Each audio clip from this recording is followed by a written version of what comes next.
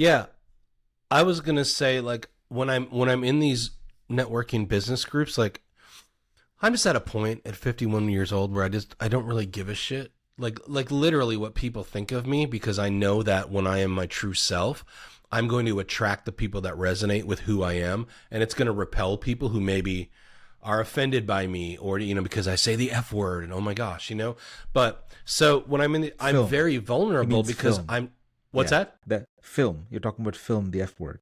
Like Yes, yes, yes. Film yes, the effort. yes. Focus films. Yeah. And so if I am having like I was in a small group on Tuesday, and I had an issue.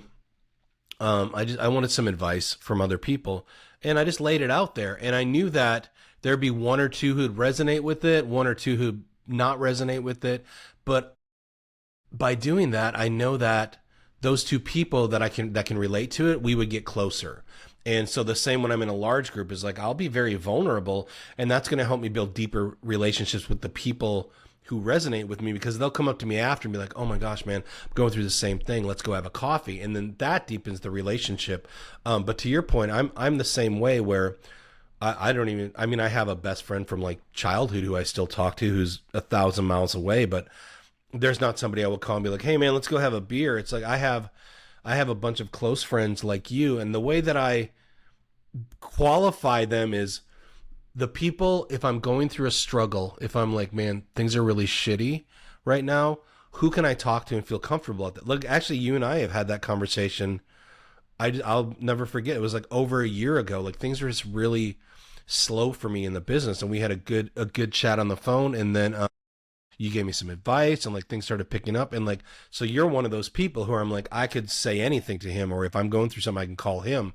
There's maybe five or six of those people in my life.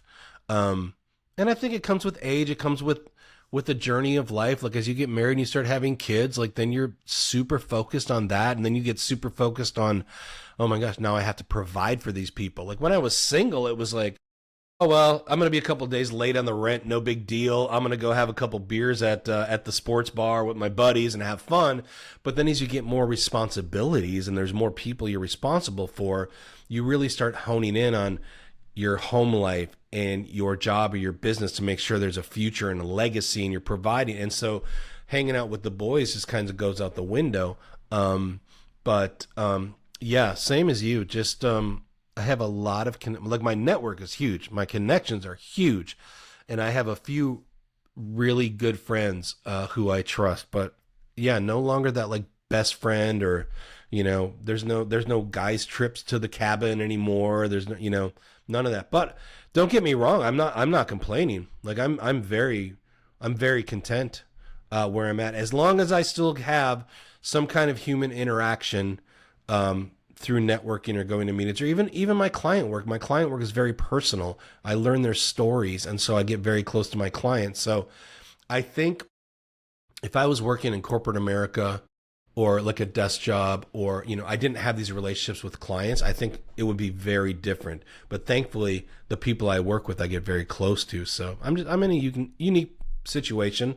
But I'm I'm happy. I'm content, but is very different than 20 years ago when, going out and, I was thinking last night I was going to bed at like 9 o'clock. I'm like, man, remember friends used to call you at 9 o'clock and be like, "Hey man, we're gonna head out to so and so bar. Meet us there at 10:30." I'm like, "All right, man, I'll be there." Like, Yeah. I'm like, I Yeah, would yeah. die if somebody would have gone at ten Oh God. o'clock. Just the thought of it. I just got tired just thinking about it.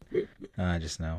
Um, the other thing I would say is how much do you actually actually let me maybe position it differently.